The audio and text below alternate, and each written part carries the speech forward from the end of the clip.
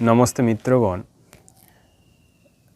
অনেকে বলে যে ধর্মে ধর্মে লড়াই হচ্ছে, কিংবা এই তোমার ধর্মে এই ধরনের শিক্ষা। তো একটা ভয়ঙ্কর ভিডিও আমি পেয়েছি সোশ্যাল মিডিয়া থেকে, যেটা ইংল্যান্ডের কিছু হিন্দু মহিলা মাংস খেতে গিয়েছিল একটি মুসলিম হোটেলে। তো সেখানে তারা খাদ্যের মধ্যে পায়খানা কিংবা পায়খানার তরল খাবারের মধ্যে মিশিয়ে দিয়েছিল। কিভাবে তারা বুঝলো? তারা খাবার পরই সেখানে তাদের শারীরিক সমস্যা দেখা দিয়েছিল। তো আপনারা ভিডিওটি দেখতে পারেন, হিন্দিতে আছে। তো এই বিষয়ে বলছে, তো কত নোংরা মানসিকতা হলে এই ধরনের কাজ করে মানুষ। अभी इंग्लैंड में एक घटना हुई। हाँ, एक हिंदू लड़की, वो कुछ हलाला मीट सेंटर था उसका, रेस्टोरेंट में वो खाना खाई। उसके बाद वहाँ जितने भी लोग खाना खाए थे जो गैर मुस्लिम थे, वो बीमार पड़ गए। वो लड़की, जो हिंदू लड़की, जो मटन खाकर वहां से निकली थी, तो हॉस्पिटलाइज हो गई और तो वॉमिटिंग किया गया। तो उसके खाना का जांच हुआ तो उसमें लेट्रिन पाया गया। तो उससे डॉक्टर ने और पुलिस ने पूछा कि भाई आप जो है कितने देर पहले खाना खाया था? तो बोली 1 घंटा पहले मैंने खाया। तो 1 घंटा में तो टॉयलेट नहीं बनता है, स्टूल नहीं बनता है पेट में। तो फिर वो रेस्टोरेंट में रेड किया गया। उसके किचन में जब रेड किया गया, बावर्ची जो था वहां का, उसको पूछा गया स्ट्रिक्टली। तो उसने कहा कि हम 2 प्रकार का मटन बनाते हैं, एक मुसलमानों के लिए बनाते हैं पाक साफ, और जो गैर मुस्लिम है हम उनके लिए जो है, जिसको काफिर समझते हैं, उसमें हम लेट्रिन का पानी मंगाते हैं और लेट्रिन को उसको मिलाते हैं। तो समझिए कि ये इंसानियत है। তো এটাকে যারা বলে যে ধর্ম এটা নয়। কারণ ধর্ম শেখায় কি? ধর্ম মানুষ হতে বলে। বেদের ঈশ্বরীয় ধর্মগ্রন্থ সমগ্র এই জগৎ সংসার, শুধু এই পৃথিবীতে নয়, এরকম লক্ষ লক্ষ কোটি কোটি গ্রহ নক্ষত্র, সব জায়গায় সেই ঈশ্বরের বিধানই আছে।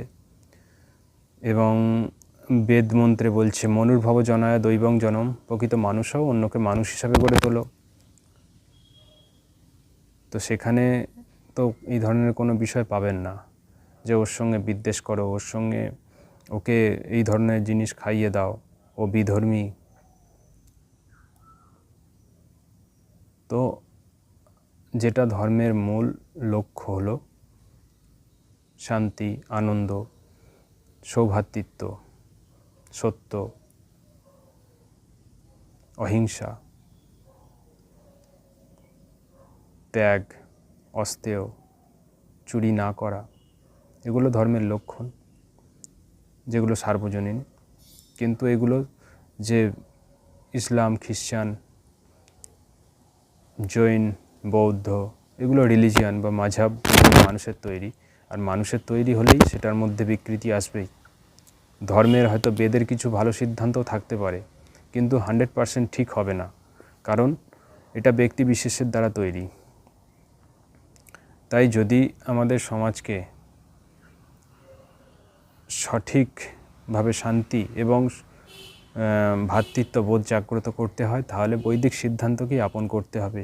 কারণ সেখানেই বলছে, সিনন্তে বিশ্বে অমৃতস্য পুত্র, অর্থাৎ সবাই আমরা অমৃতের সন্তান।